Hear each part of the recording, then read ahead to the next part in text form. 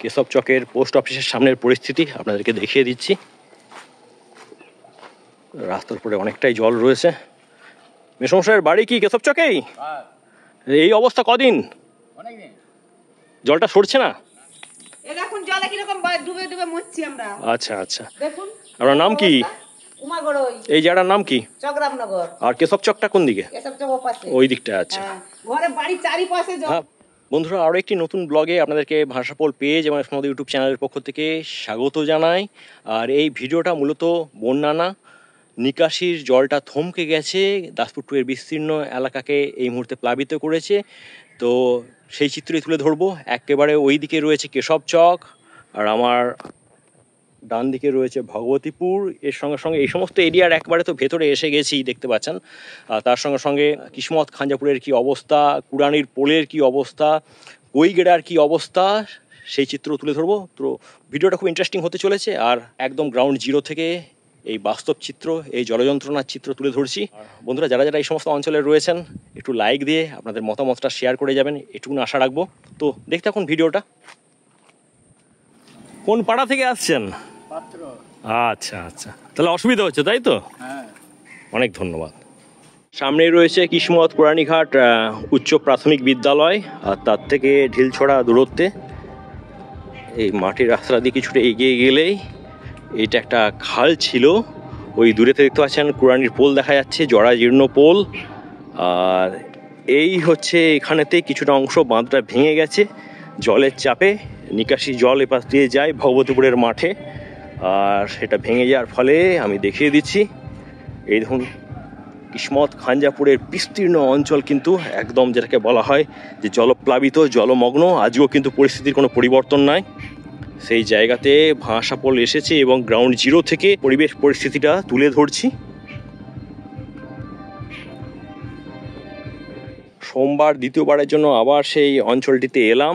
দেখতে পাচ্ছেন কিসমত খাঞ্জাপুর আর সেই যে রাস্তা, আর এই রাস্তা কিন্তু এখনও ডোবা, তবে স্রোতটা একটু কমেছে। বিস্তীর্ণ মাঠ,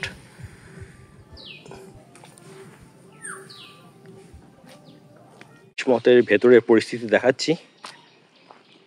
বিভিন্ন পাড়াগুলো যাওয়ার রাস্তা এই মুহূর্তে জলমগ্ন। কামালপুর থেকে কেশবচক হয়ে সাগরপুর যাওয়ার রাস্তা। তো রাস্তার উপর জলটা কমে গেছে এই মুহূর্তে, হালকা চিপচিপে জল রয়েছে। আর দুপাশে দেখতে পাচ্ছেন অজস্র অজস্র পাড়া রয়েছে, আর একেবারে দুপাশেই যে মাঠ রয়েছে, তো সেখানে কিন্তু জলটা স্ট্যাগন্যান্ট হয়ে আছে, জলটা স্থিত হয়ে আছে।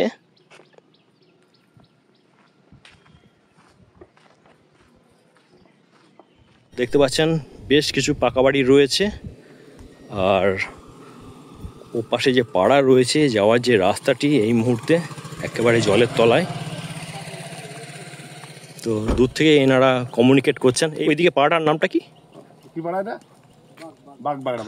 বাগপাড়া, তাই তো? দাসপুর 2 ব্লকের কামালপুর পঞ্চায়েতের চকরাম নগরে আছি। পরিস্থিতিটা আপনাদেরকে দেখিয়ে দিচ্ছি। ও পাশে বিরাট হাজরা বেড়ের মাঠ দেখতে পাচ্ছেন, একাধিক বসতি রয়েছে, পাড়া রয়েছে। তো যাওয়ার রাস্তার এই অবস্থা। এখন জলে কিরকম ডুবে ডুবে মরছি আমরা। আচ্ছা আচ্ছা, দেখুন আপনার নাম কি? উমাগড়ই। এই জায়গাটার নাম কি? চকরামনগর। আর কেশব চকটা কোন দিকে? কেশব চক ওপাশে, ওই দিকটা। আচ্ছা, ঘরে বাড়ি চারিপাশে জল।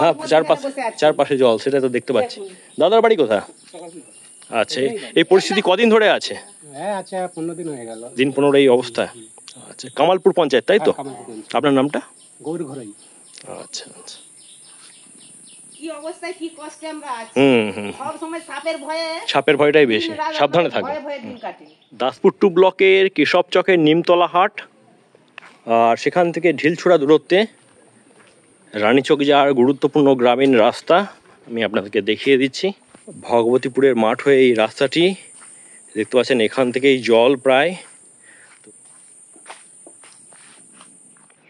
ভগবতীপুরের ভেতরে এই মোড়টাতে এলাম।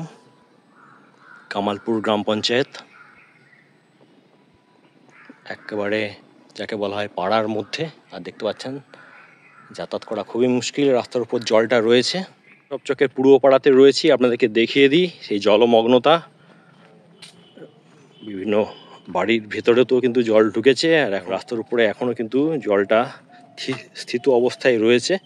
তো অনেক ধরেই কিন্তু এই পরিস্থিতি এই সমস্ত অঞ্চলেতে সত্যিকারেরই একটা দুর্দশার কারণ হয়ে দাঁড়িয়েছে। সোমবার বিকেলে কামালপুরের কৈগেড়ার মাঠের এই জলমগ্নতার চিত্রকে দেখিয়েই আপাতত রাখছি। তো বন্ধুরা, ভালো লাগলে অবশ্যই এই ধরনের চ্যানেল আঞ্চলিক উন্নয়ন এবং বৈষম্যকে তুলে ধরে আমাদেরকে সাপোর্ট করবেন, ফলো করবেন, সাবস্ক্রাইব করবেন। সকলে ভালো থাকবেন। টাটা বন্ধুরা।